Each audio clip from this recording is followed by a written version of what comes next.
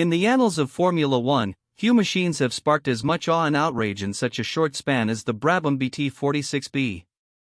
At the 1978 Swedish Grand Prix, this car, affectionately dubbed the fan car, made its solitary appearance. It was a testament to radical thinking, an engineering marvel that promised to rewrite the rules of racing. Yet, despite its undeniable dominance and a stunning victory, the BT46B was almost immediately withdrawn from competition, its revolutionary design deemed too potent, too controversial to continue. Its story is one of innovation, triumph, and swift prohibition. By the late 1970s, Formula One had become a relentless pursuit of speed, where fractions of a second separated victory from defeat. Designers tirelessly sought new ways to make their cars faster, and aerodynamics emerged as the frontier of innovation. The concept of using airflow to generate downforce, effectively pushing the car onto the track for increased grip, was well understood. Teams experimented with wings, diffusers, and side skirts, all in a bid to harness the invisible forces of the wind. This intense competition created an environment ripe for groundbreaking, and sometimes extreme, solutions. At the heart of the BT46B's design was Gordon Murray, Brabham's visionary technical director. Murray was known for his unconventional approach, constantly challenging the established norms of racing car design. He believed that true innovation often lay just beyond the perceived boundaries of the rules. The challenge was clear: how to generate more downforce than any other car on the grid without falling foul of the regulations. His solution for the BT46B was audacious, a bold stroke of engineering genius that would soon send shockwaves through the sport, cementing his legacy as a true innovator. The fundamental principle Murray aimed to exploit was ground effect. This aerodynamic phenomenon occurs when a car's underside is shaped to create a low-pressure area between the car and the track surface. By sealing the sides of the car, often with sliding skirts, air is accelerated beneath the chassis, causing its pressure to drop significantly. The higher atmospheric pressure above the car then pushes it down, generating immense downforce. This suction cup effect dramatically increases grip, allowing for higher cornering speeds, which was a game-changer in 1970s Formula One. While other teams used traditional ground effect through underbody shaping and side skirts, Murray's team faced a unique challenge with the Brabham BT46. Its powerful Alfa Romeo flat 12 engine was wide, leaving little room for conventional Venturi tunnels and skirts. His radical solution was to install a large fan at the rear of the car. This wasn't just any fan, it was a carefully engineered device designed to actively extract air from beneath the car. This innovative approach circumvented the physical limitations of the chassis and unlocked a new dimension of aerodynamic performance, creating a highly effective ground effect system. The fan's operation was deceptively simple yet brilliantly effective. Positioned at the very rear of the BT46B, it rotated rapidly, drawing air from beneath the car's flat floor. This suction created a powerful low-pressure area, essentially vacuum sealing the car to the track. While the fan technically served a dual purpose, its primary aerodynamic function was undeniable. The sheer volume of air it could move, coupled with the enclosed underbody, generated an unprecedented level of downforce. This direct control over underbody airflow set it apart from passive ground effect designs. The outcome of this active suction was an extraordinary increase in downforce. Unlike passive ground effect cars that relied on vehicle speed to generate downforce, the BT46B's fan produced downforce even at low speeds, or while stationary. This meant the car had exceptional grip through slow corners and under braking, where other cars struggled. The fan car's ability to maintain high downforce consistently gave it a significant advantage, allowing it to take corners at speeds previously unimaginable, fundamentally altering its handling characteristics and competitive potential on track.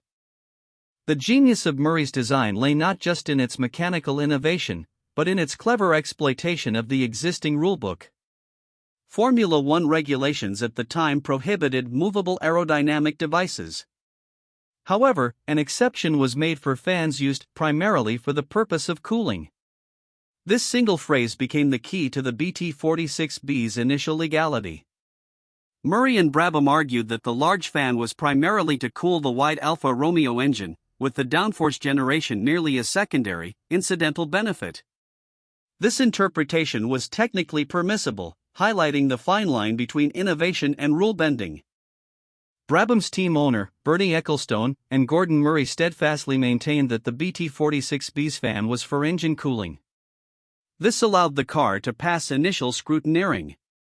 To bolster their claim, they even fitted rudimentary covers over the ducts to give the impression of directing air towards the engine. While the cooling effect was indeed present to some degree, its primary, overwhelming impact was aerodynamic. The thinly veiled argument highlighted the tension between the letter of the law and its spirit, setting the stage for inevitable confrontation with rival teams and the governing body. As the F1 circus arrived at the desolate Understorp Raceway for the Swedish Grand Prix, rumors swirled about Brabham's new car. The paddock buzzed with speculation and apprehension. Other teams, having witnessed the BT46B in practice, were deeply concerned about its pace and the nature of its cooling system. While the full extent of its radicalism wasn't immediately obvious to casual observers, seasoned engineers and drivers knew something extraordinary, and potentially disruptive, was at play. The stage was set for a race that would be remembered not just for a victory, but for changing F1 forever. Behind the wheel of the revolutionary BT46B was the legendary Niki Lauda. A two-time world champion by 1978, Lauda was renowned for his meticulous driving style, technical insight, and sheer determination.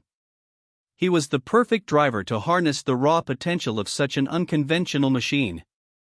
His feedback was invaluable in refining the car, and his ability to push its limits, even with its unusual characteristics, demonstrated his immense skill. Lauda's presence added another layer of intrigue and gravitas to the fan car's debut, promising a formidable combination of driver and machine. When the lights went out for the Swedish Grand Prix, the BT46B's dominance was immediate and absolute.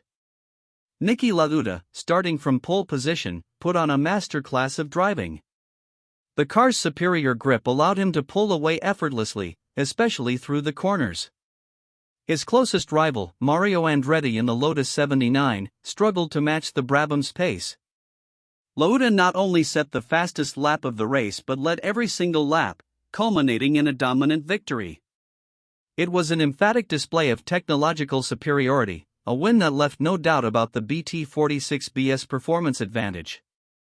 The fan car's performance was simply on another level.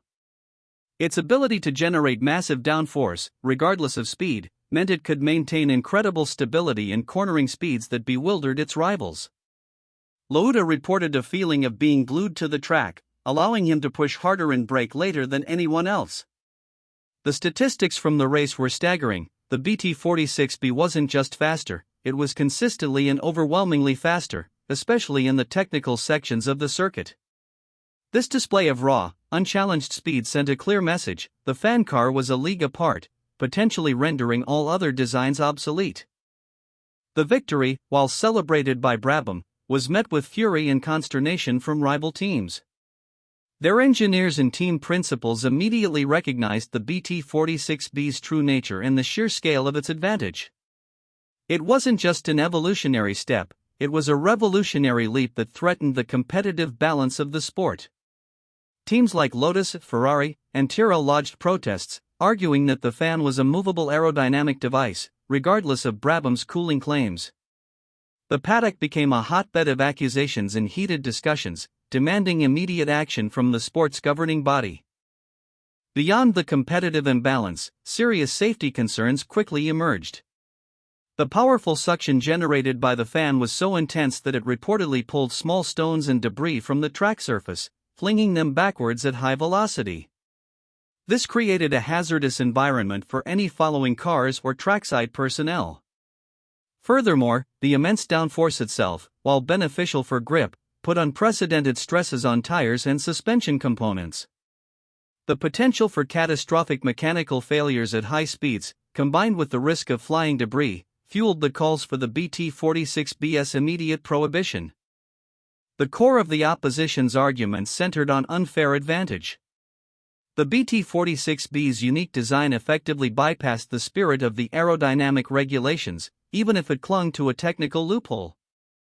It was simply too fast, too dominant, and threatened to make the entire field obsolete unless every other team developed their own fan car, a costly and potentially dangerous endeavor. This wasn't about competitive development, it was about an innovation that warped the playing field entirely, risking a sport where one car held an insurmountable lead. The integrity of Formula One was at stake.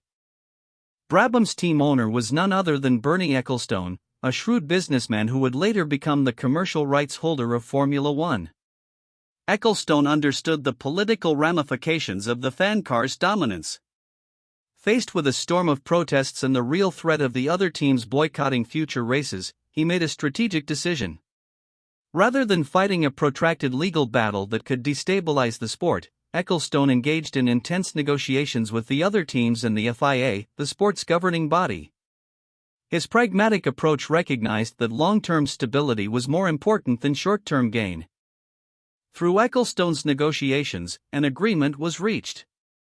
Brabham voluntarily withdrew the BT46B after its single victorious outing. This was a significant concession, a recognition of the overwhelming pressure and the potential damage to the sport. The fan car, a triumph of engineering, was shelved, never to race again in its fan-powered configuration. It was a gentleman's agreement, a handshake deal that avoided an all-out war between teams and the FIA. While the immediate outcome was the car's disappearance, the wider implications for F1 were profound, signaling an end to such blatant loophole exploitation. Following its withdrawal, the FIA wasted no time in formally closing the loophole the BT46B had exploited. For subsequent seasons, new regulations were introduced that explicitly prohibited movable aerodynamic devices or any system designed to create a ground effect by mechanical means. The era of the fan car was definitively over. This swift and decisive action underscored the governing body's commitment to maintaining competitive parity and safety within the sport, ensuring that no single team could gain such an overwhelming advantage through a similar interpretation of the rules. The fan car was outlawed forever. The Brabham BT46B's brief existence had a lasting impact on Formula One's technical regulations. It directly led to stricter rules regarding underbody aerodynamics, eventually ushering in the flat-bottom era, which severely restricted ground effect. Designers were forced to find new, less extreme ways to generate downforce, leading to a period of intense innovation within tighter constraints. The fan car became a cautionary tale, a vivid reminder of what happens when engineering ingenuity pushes the boundaries too far, forcing the sport to continually adapt and refine its framework to ensure fair competition and safety. The story of the Brabham BT46B is a potent symbol of the eternal tension between innovation and regulation in motorsport. Designers like Gordon Murray constantly seek an edge, pushing the limits of technology and interpretation. Regulators, in turn, strive to maintain a level playing field, prioritize safety, and ensure the spectacle of racing. The fan car served as a critical inflection point, demonstrating just how quickly groundbreaking engineering could disrupt the established order and force a re-evaluation of fundamental principles. It underscored the need for vigilant oversight in a sport driven by technological advancement. Despite its incredibly short competitive life, the Brabham BT46B has secured its place as one of Formula One's most iconic and controversial cars. It stands as a testament to the audacious creativity of its designer, Gordon Murray, and the engineering prowess of the Brabham team. While its direct influence was cut short by its ban, its legacy reverberates through the stricter aerodynamic rules and the continuous debate about what constitutes fair play. It reminds us that sometimes, the most revolutionary ideas are also the most disruptive, forcing a sport to confront its own definitions and direction. The Brabham BT46B fan car was a fleeting phenomenon, a single race wonder that left an indelible mark on motorsport.